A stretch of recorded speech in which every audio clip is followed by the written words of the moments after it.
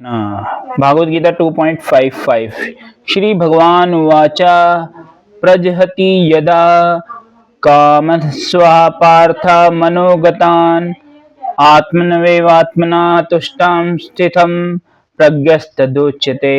श्री भगवान उवाच प्रजहति यदा कामन् सर्वन् पार्थ मनोगतन् आत्मनि इवात्मना तुष्टः स्थिति प्रज्ञा तदोष्यते।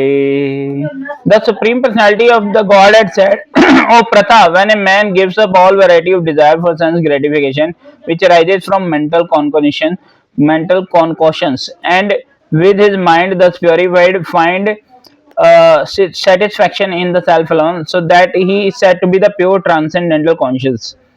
The Bhagavatam affirms that any person who is fully in Krishna consciousness or devotional service of the Lord has all the good qualities of the great sages.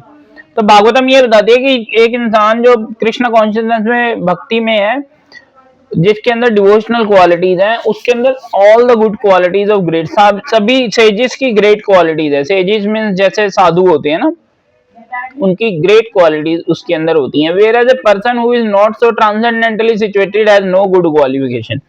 लेकिन जो बंदा ट्रांसेंडेंटली situated नहीं है, ऑब्वियसली वो materialism में busy है अपने, और अपनी मेंटल कॉन्कॉशंस में बिजी है, तो उसके अंदर कोई गुड क्वालिफिकेशन नहीं है। Because he is sure to be taking refuge in the own mental concoction, क्योंकि वो अपनी मानसिक कॉन्कॉशन, जो अपनी मानसिक पैदा हुए आइडियाज है, उन्हीं में खोया रहेगा। Consequently it is rightly said here in that one has to give up all kind of sense desire. तो सबसे पहले सेंस डिजायर छोड़नी होती है, मैन्युफैक्चर्ड बाय मेंटल कॉन्कॉशन, जो हमारे मेंटल कॉन्कॉशन से पैदा हुई है, artificial. And such sense desire cannot be stopped, but if one is engaged in Krishna consciousness, लेकिन अगर एक बंदा भक्ति में हो, engaged हो, then automatically sense desire subdued without extraneous efforts। अब भक्ति में आने से क्या होता है कि आपकी जो सेंस डिजायर है वो अपने आप ही कम हो जाती हैं। Therefore one has to engage himself in Krishna consciousness without hesitation। So बिना hesitation के आपको भक्ति में engage करना चाहिए। And for this devotional service will instantly help one onto the platform of transcendental consciousness। क्योंकि हमारी transcendental consciousness तभी वापस आएगी जब हम भक्ति करेंगे। The highly developed soul always remains satisfied in himself by realizing himself as the eternal servitor of the Supreme Lord। और फिर ऐसी सोल जो है वो अपने आप में सेटिस्फाइड रहती है, क्योंकि वो जानती है कि उसके और सुप्रीम लॉर्ड के बीच में जो रिलेशन है वो इटर्नल है। And such a transcendentally situated person has no sense desire resulting from petty materialism.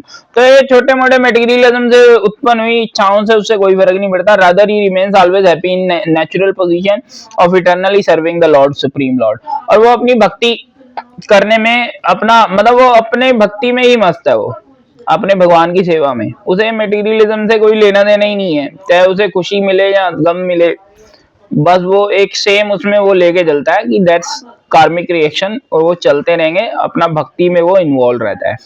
तो ये है हमारा भागवत गीता 2.55। हरे कृष्णा।